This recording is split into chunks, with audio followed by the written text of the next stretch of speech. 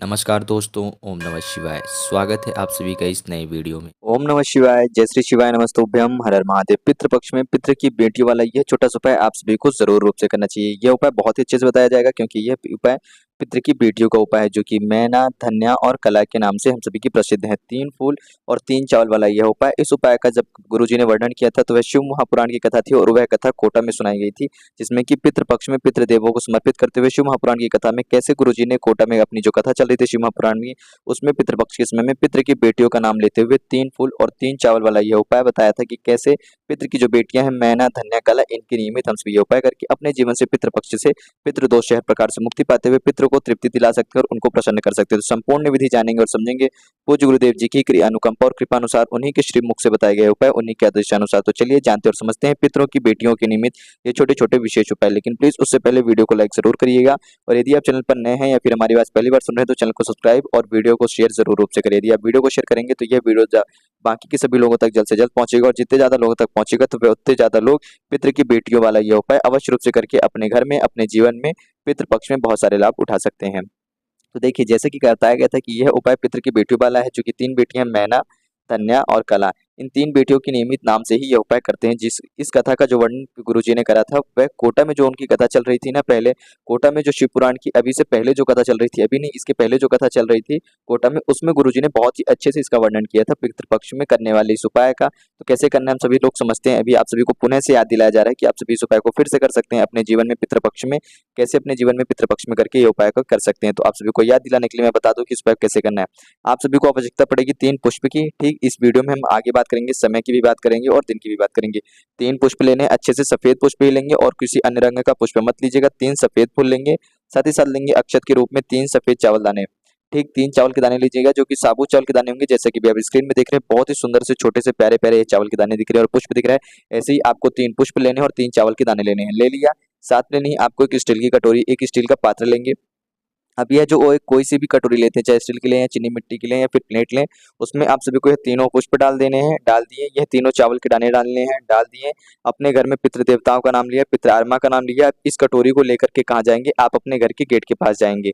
अब हम बात करते हैं, भैया समय बता दीजिए। तो समय आपका शाम का समय, प्रदोष काल के समय पे आप इस उपाय को कर रहे हैं। देखिए इस उपाय को जो है 3 चावल और 3 पुष्प वाला ये जो उपाय है, इस उपाय को रोजाना नहीं करना है। आप किसी भी एक दिन कर सकते हैं 16 श्राद्ध पक्ष में, जो भी एक दिन आपको उत्तम लगे तो करिएगा।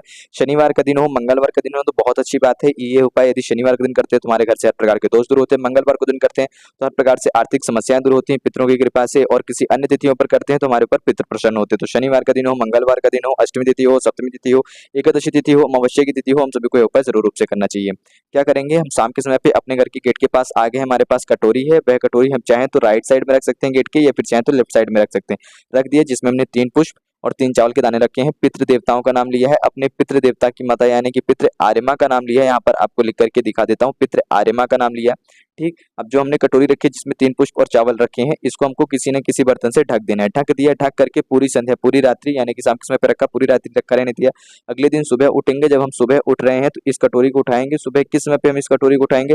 सुबह 10 बजे से लेकर के 12 बजे के मध्यकाल के बीच में हम इस कटोरी को यहाँ से उठा लेंगे। यानी कि इस कटोरी को हम सभी को यहाँ से उठा लेना है गेट के पास से। सुबह 10 से 12 के बीच में उठा लिया। स्नान वगैरह करने के बाद, घर के बाकी नियमित कार्य करने के बाद, समाप्त करने के बाद, साफ सफाई करने के बाद अच्छे से सब व्यक्ति स्नान कर लें और उसके बाद हम ये पितरों की नियमित इस कटोरी को उठा करके लेकर जाएंगे अपने घर के नजदीकी किसी भी शिव मंदिर में। वहां पहुंचेंगे, सबसे पहले हमें दर्शन होंगे, नंदी जी के दर्शन होंगे, नंदी जी के दर्शन करूंगी। नंदी जी के दर्शन कर लिया। अब जो हमारे पास एक कटोरी थी, इस कटोरी में जो हमने 3 चावल के दाने और सफेद पुष्प रखे थे, ये तीनों चावल के दाने और सफेद पुष्प आप सभी को निकाल लेना है और अपने सीधे हाथ की थैली में लेना है। हथेली में लिया। अब नंदी जी का जो ये उठा वाला पाँव दिख रहा है ना, इस उठे वाले पाँव को आपको स्पर्श करना है। स्पर्श करके अपने पितृ देवताओं की जो बेटियां होती हैं उनके नाम लेने हैं। कौन कौन से नाम लेंगे? मैना, धन्या, कला।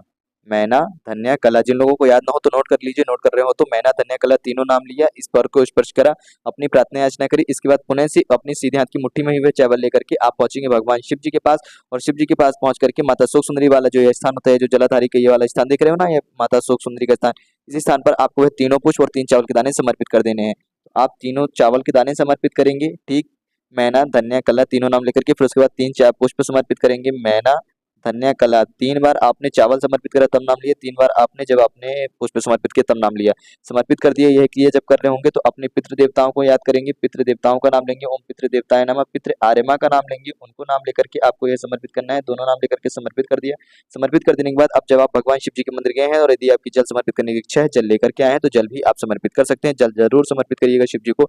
यदि जल और नहीं ला पा रहे हैं, नहीं है तो कोई बात नहीं, भूल गए तो कोई बात नहीं, केवल आपको इतना समर्पित करना है, अपने पितृ देवताओं को नियमित याद करना है, उनसे प्रार्थना अर्चना करनी है और उनकी तृप्ति के लिए, उनकी सुख शांति के लिए, उनकी समृद्धि के लिए आप सभी को प्रार्थना अर्चना करनी है। यदि आप इस उपाय करते हैं, पितरों की बेटी वाला यह उपाय, तो आपके घर से हर प्रकार के दोष दूर होते हैं और आपके पितृ भी तृप्त होते हैं। इस उपाय को रोजाना नहीं करना है आपको पितृपक्ष में, 16 श्राद्ध पक्ष में, क्योंकि यह उपाय लगातार निरंतर 2 दिन के इस उपाय में दिन पर वो भाग होता है, यानी कि शाम करते हैं और अगले दिन इस उपाय की समाप्ति होती है। तो आप किसी भी एक दिन को सुनिश्चित करके इस उपाय को कर सकते हैं, यानी कि 16 श्राद्ध पक्ष में से किसी भी एक दिन को सुनिश्चित करके आप इस उपाय को कर लेंगे। तो इस उपाय को जरूर रूप से करिएगा। कैसे करना था, पितृ देवताओं की इन बेटियों के नाम का वाला यह उपाय, छोटा सा उपाय, बहुत ही सरल और सहज रूप से बताया गया है। बात करते हैं अपने अगले और दूसरे उपाय की। यह उपाय भी हमारे पितरों को प्रसन्न करने के लिए और साथ ही साथ हमारे घर से हर प्रकार से पितृ दोष को दूर करते हुए पितरों की तृप्ति के लिए भी है। तो इस उपाय को हम पितरों के नियमित पितरों का नाम लेकर के प्रवाहित करेंगे। क्या करेंगे, हम सभी को आवश्यकता पड़ेगी एक सफेद कपड़े की। जैसे भी आप यहाँ पर देख रहे हैं कपड़ा, इसी प्रकार से हम सभी को आवश्यकता पड़ेगी एक कपड़े की। सफेद कपड़ा लेना है या फिर रुमाल ले सकते हैं, कुछ भी ले सकते हैं। यह उपाय यदि हम करते हैं तो हमारे घर से हर प्रकार से जो पितृ से जो जुड़ी हुई नकारात्मक शक्ति हमारे घर में प्रवेश हो जाती है। पितृ यदि इनसे रुष्ट रहते हैं तो पितृ अपनी अनुकंपा कृपा हमारे घर पे रखते नहीं है, वह हमारे घर से चले जाते हैं रुष्ट होकर के, नाराज होकर के, जिससे कि हमारे घर में बुरी शक्तियों का, बुरी आचरणों का प्रवेश होना प्रारंभ होता है। तुम्हारे घर में लड़ाई झगड़े होने लगते हैं, धन की समस्या होने लगती है, बीमारी कष्ट जैसे पीड़ाएं आप बताएं जो है आना प्रारंभ हो जाती है। तो ऐसी समस्याओं को दूर करने के लिए हम एक सफेद कपड़ा लेंगे या फिर एक रुमाल लेंगे, रुमाल ले लिया, सफेद कपड़ा ले लिया। ठीक, इस क्रिया को भी हम सुबह के समय पे कर रहे हैं। किस समय पे कर रहे हैं इस क्रिया के लिए हम समझने का, यदि समय सारणी का नाम ले तो सुबह 10 से 12 के मध्यकाल में कर रहे हैं। इस बात का ध्यान दीजिएगा कि इस क्रिया को हम सुबह 10 से 12 के बीच में ही करेंगे, किसी भी दिन कर सकते हैं। यदि रोजाना करना चाहे तो 2 से 3 दिन इस उपाय को हम कर सकते हैं। 16 श्राद्ध पक्षों में से किसी भी एक दिन का सुनिश्चित करते हुए बचे हुए विशेष दिनों में से किसी भी एक दिन इस उपाय को कर सकते हैं। ठीक लिया। अब इसमें कौन कौन सी सामग्रियां डालेंगे तो ध्यान दीजिएगा। इसमें हम डालेंगे 1 से 2 चुटकी काले तिल, 1 से 2 चुटकी काले तिल डाल दिया, 1 से 2 चुटकी हम काली मिर्च डालेंगे और हो सके तो जवार डालेंगे, यानी कि जो जवार डालेंगे, जवार समझ से रहे होंगे या फिर जवा कहें तो जो चावल होता है, ठीक, जो चावल के ऊपर का जो छिलका लगा रहता है ना, वैसे चावल, यानी कि चावल के दाने अपने बीज से, यानी कि छिलके उसके निकाले नहीं रहते हैं, उस प्रकार का चावल डालेंगे। यदि वो नहीं मिलता है तो आप जवार भी डाल सकते हैं। यदि आपको कुछ भी नहीं मिलता है, ना चावल के और छिलके वाले दाने मिलते हैं, ना जवार मिलता है, तो आप काली मिर्च और काली तिल डाल लीजिएगा और हो सके तो केवल और केवल 2 साबुत चावल के दाने लीजिएगा। क्या लेंगे, 2 साबुत चावल के दाने ले लीजिएगा और काली मिर्च और काली तिल तो आपने डाल ही रखे हैं। इसकी अच्छे से पोटली बनाइएगा, सफेद कपड़े की पोटली। देखिए, सफेद कपड़े का इसलिए इस्तेमाल कर रहे हैं क्योंकि पितृ देवताओं को सफेद पुष्प ही समर्पित होते हैं। पितृ देवताओं के लिए जो रंग सबसे उत्तम माना जाता है वह सफेद रंग माना जाता है। इसलिए हम कोई भी चीज, किसी भी कपड़े का इस्तेमाल करते हैं तो वह सफेद रंग का इस्तेमाल करते हैं, पुष्प का इस्तेमाल करते हैं तो फिर सफेद का इस्तेमाल करते हैं। इसलिए आप सभी को यह सफेद कपड़े में बना करके पोटली बनानी है। और इस उपाय का जब वर्णन किया था ना गुरु जी ने, तो गुरु जी के इस उपाय का सबसे यदि अच्छा आपको वर्णन देखना हो तो जो गुरु जी की एक किताब है तर्पण, इस किताब को जब आप पढ़ेंगे ना, उस किताब में गुरुजी बहुत सारे उपायों की चर्चा करते हैं, उसमें विषयों में बातचीत करते हैं, उस उपायों के बारे में बताते हैं। तो उनमें से एक पितृपक्ष में करने वाली इस तर्पण किताब में पितृपक्ष करने वाले में यह एक उपाय का बहुत ही अच्छे से वर्णन है कि किस प्रकार से यह उपाय हम सभी के लिए बहुत ज्यादा लाभदायक होता है, जो कि हमारे जीवन से पितृ दोष दूर करता है, पितरों को प्रसन्न करता है, पितृ तृप्त होते हैं, पितरों का आशीर्वाद प्राप्त होता है, पितरों के कारण जो हमारे घर में समस्याएं चल रही थी वह सारी समस्याएं दूर होती हैं, पितरों के आशीर्वाद से हमें धन धान्य की, ऐश्वर्य कीर्ति की प्राप्ति होती है। तो तर्पण किताब यदि आप सभी के पास मौजूद है तो उसमें पढ़िएगा, यदि नहीं है तो आप उसको ऑनलाइन भी मंगा सकते हैं। उसका भी लिंक आप सभी को वीडियो के डिस्क्रिप्शन में मिल जाएगा। अब क्या करेंगे कि आपने जब पोटली बना ली, इस पोटली को लेकर के सुबह 10 से 12 के बीच में आप अपने घर के नजदीकी किसी भी नदी, तालाब, सरोवर में, जो भी लोग किसी ऐसे शहर या गांव में रह रहे हैं जिनके आसपास कोई सी भी देव नदी हो या फिर कोई अन्य नदी है, तालाब है, सरोवर है, तो वहां चले जाएं और वहां पर जाकर के इसको प्रवाहित कर देंगे। पितृ देवताओं का नाम लेके, पितृ का नाम लेंगे और पितृ आर्यमा का नाम लेते हुए आप इसको प्रवाहित करेंगे। यहाँ पर आप सभी को आर्यमा लिख करके इसलिए दिखाया जा रहा है ताकि आप सभी को इस नाम का जब उच्चारण करें तो उच्चारण करने में कोई समस्या ना आए। अब यहाँ पर हमारे बहुत से भाई बंधु जो है, बहुत सारी हमारी भाई बहनें जो है, उनके मन में संशय होगी कि भैया अब हम क्या करें, हमारे घर के आसपास नदी, तालाब, सरोवर नहीं है, फिर हम शहर में हैं, मोहल्ले में हैं, हम कैसे जाएंगे किसी नदी, तालाब, सरोवर के पास, यानी जलाशय वाला कोई ऐसा स्थान है ही नहीं, जलाशय वाले ऐसी कोई पवित्र स्थान ही नहीं है जहाँ पर हम इसको अर्पित कर सकें।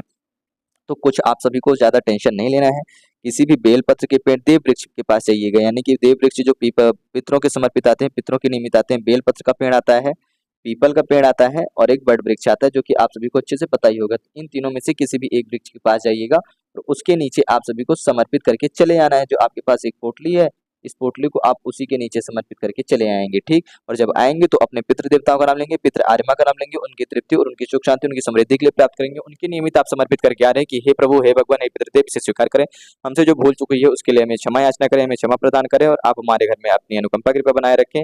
और भी आपके निमित्त हम आप सभी की प्रसन्नता के लिए कुछ ना कुछ उपाय करेंगे, अपनी कृपा हम पर सदैव बनाए रखें। इस प्रकार से आप सभी को करके चले आने, केवल इतना ही करते हैं तो आपके ऊपर पितृ प्रसन्न होते हैं और आपकी भी इस उपाय का लाभ होता है। ये भी एक छोटा सा उपाय हम कर सकते हैं, परंतु इस उपाय का भी एक नियम है कि आप 16 श्राद्ध पेश में से जरूरी नहीं कि डेली करना है, किसी भी एक दिन चुन करके आप इस उपाय करें। पहला उपाय भी आप सभी को केवल एक ही दिन करना है 16 श्राद्ध पक्ष में से। बात करते हैं अपने अंतिम और तीसरे उपाय की, तो इस उपाय को यदि आप चाहें तो रोजाना कर सकते हैं और यदि आप चाहें तो केवल एक दिन भी कर सकते हैं। लेकिन इस उपाय को अष्टमी तिथि हो, नवमी तिथि हो, दसवीं तिथि हो, एकादशी हो, अमावस्या की तिथि हो या फिर मंगलवार या शनिवार का दिन पड़े या गुरुवार का दिन पड़े तो जरूर करिएगा। क्यों? क्योंकि यह उपाय आपके घर में आर्थिक समस्या को अवश्य रूप से बढ़ोतरी दिलाता है और उसको दूर करता है। आर्थिक समस्या को दूर करके धन धान्य में वृद्धि दिलाता है। पितृपक्ष में यदि हम उपाय करते हैं, क्या करेंगे, एक कटोरी लेंगे जिसमें हम कच्चा दूध मिलाएंगे। ठीक है, कच्चा दूध मिला लिया है, इसमें हो सके तो थोड़ा बहुत गंगा जल डालेंगे, काली मिर्च डालेंगे और एक बेलपत्री डालेंगे। ये सारी सामग्रियां डाल ली मिला ली है। अपने घर के संपूर्ण सभी कमरों में, यानी कि ध्यान दीजिएगा, हम सभी को अपने घर के सभी कमरों में अच्छे से घूम लेना है, भ्रमण कर लेना है। अपने किचन में भी जाएंगे, रसोई घर में जाएंगे, केवल बाथरूम को छोड़ करके घर के सभी कमरों में अच्छे से घूम करके भ्रमण कर लेंगे, जिसमें हमने किस काली तिल और माफ करिएगा काली मिर्च और बेलपत्री मिलाया था। इसमें हो सके तो गंगा जल भी मिला सकते हैं। यदि गंगा जल नहीं है तो केवल आप जल और कच्चा दूध मिला करके मिश्रित करके सभी कमरों में घूम लिया। जब घूम रहे होंगे तो आप सभी को जैसा कि पता ही है, पितृ देवताओं का नाम लेंगे और आर्यमा का नाम लेंगे। पितृ देवताओं और आर्यमा का नाम लेते हुए अपने सभी कमरों में घूमे, पितरों को याद करते हुए अब इसको ले जाकर के अपनी धन दाने से जुड़ी हुई कोई भी इच्छा मनोकामना कहते हुए आप सभी को किसी भी देव वृक्ष के नीचे समर्पित करना है। अब यहाँ पर आपको पितरों की निमित्त 10 से 12 के बीच में नहीं करना है। क्या नहीं करना है? ध्यान दीजिएगा, मैं यहाँ पर 2 बार क्रॉस का चिन्ह बना देता हूँ ताकि आप सभी को अच्छे से पता रहे कि आपको यह कार्य नहीं करना है। ठीक, कब करेंगे? 12 बजे के बाद करेंगे, यानी कि 12 बजे के बाद कर रहे हैं, यानी कि 12 बजे से करना प्रारंभ करेंगे। दोपहर के समय पे करेंगे और किस किस वृक्ष में कर सकते हैं? पीपल का वृक्ष हो, बरगद का पेड़ हो, वट वृक्ष हो या फिर बेलपत्र का पेड़ हो, बेल वृक्ष हो। इन तीनों वृक्षों में माता लक्ष्मी जी का साक्षात वास रहता है जड़ के बीच में, जड़ में अर्थात पीपल वृक्ष के नीचे। तो आप जो बेलपत्री और काली तिल और कच्चा दूध लेकर के आए यह समर्पित करेंगे। काली तिल पितरों को जाएगा, बेलपत्री भगवान शिव जी को और भगवान वासुदेव को समर्पित हो जाएगा और जो कच्चा दूध है उससे भगवान आपके पितृदेव और माता लक्ष्मी जी को समर्पित होगा। तो 12 बजे के बाद आप आकर के अपने धन दाने की जो समस्या है उसको प्रार्थना अर्चना करते हुए, कर्ज से जुड़ी हुई जो समस्या है, आर्थिक समस्या जो है, धन से जुड़ी हुई कोई भी ऐसी समस्या हो, व्यापार नौकरी से जुड़ी हुई समस्या, सारी समस्याओं को दूर करेंगे। आपके पितृदेव और माता लक्ष्मी अपनी कृपा बरसाएंगे और आपके घर में धन की, देखिए माता लक्ष्मी की कृपा से धन की आगमन होगी और पितरों की कृपा से, जो उसमें दो पितरों की कृपा से दोष दूर होगा, तो जो कष्ट चल रहे थे, जो उसमें परेशानियां आ रही थी, वह कष्ट और परेशानियां हटेंगी। तो इस प्रकार से आप सभी को यह लाभ होगा। इस उपाय को आप चाहे तो रोजाना कर सकते हैं, फिर चाहे तो किसी एक दिन कर सकते हैं, लेकिन ध्यान दीजिएगा 12 बजे के बाद से करना। इस उपाय को दोपहर के बाद में करेंगे और पीपल के वृक्ष में या फिर बेलपत्र के पेड़ में या फिर किसी अन्य वृक्ष में ले जाकर के समर्पित करिएगा। इस बात का अवश्य रूप से ध्यान रखिएगा। तो कैसे करना था, किस क्रिया अनुसार करना है, ये इस उपाय को जरूर रूप से करेंगे। इस उपाय करते हैं तो आपके घर से हर प्रकार के दोष दूर होते हैं, धन से जुड़े और आपको धन लक्ष्मी की, अष्ट लक्ष्मी जी की अनुकंपा कृपा प्रदान होती है। तो बहुत ही छोटा और बहुत ही सरल सा उपाय था। पितरों के निमित्त, खास तौर पर पितरों की बेटियों वाला यह जो उपाय है आप सभी को बहुत ही सरल रूप से समझाया गया है। पितृदेव अर्थात जो शिव महापुराण की कथा चल रही थी ना, आपको बता दूं इस उपाय का सबसे अच्छा वर्णन कब करा था? 3 फूल और 3 पुष्प वाला उपाय, जो कि पितरों की बेटियों के निमित्त उपाय था, मैना, धन्या और कला वाला उपाय। इसका शिव महापुराण की कथा जब भगवान हमारे पूज्य गुरुदेव जी की जब कथा चल रही थी, कहाँ कथा चल रही थी? कोटा में कथा चल रही थी ना, शिव महापुराण की कथा। उसमें पितृपक्ष के से नियमित कुछ प्रश्न आए थे कुछ लोगों के, तो उसमें हमारे गुरुजी ने बहुत अच्छा वर्णन किया था। पितरों की जो बेटियां हैं मैना, धना और कल्या, इनका वर्णन करते हुए बहुत ही सरल और बहुत ही सहज रूप से बताया था कि किस प्रकार से पितरों की बेटियों के निमित्त पितृपक्ष में यह उपाय करके अपने घर में सुख शांति समृद्धि और पितरों की विशेष रूप से कृपा पा सकते हैं। तो इस उपाय को बहुत ही अच्छे से और सरल रूप से आप सभी को समझाने का प्रयास किया गया है। उम्मीद करते हैं सभी लोगों को समझ में आया होगा। तो वीडियो को लाइक और चैनल को सब्सक्राइब अवश्य रूप से करिएगा और साथ ही साथ चैनल को शेयर जरूर करिएगा ताकि दूसरे लोग भी इस वीडियो को जल्द से जल्द देख करके अपने घर में भी इस उपाय को कर सके। तो उम्मीद है कि आप सभी को पसंद आया हो। तो वीडियो को लाइक और चैनल को सब्सक्राइब जरूर रूप से करें। जय श्री शिवाय, नमस्तुभ्यम, हर हर महादेव, ओम नमः शिवाय।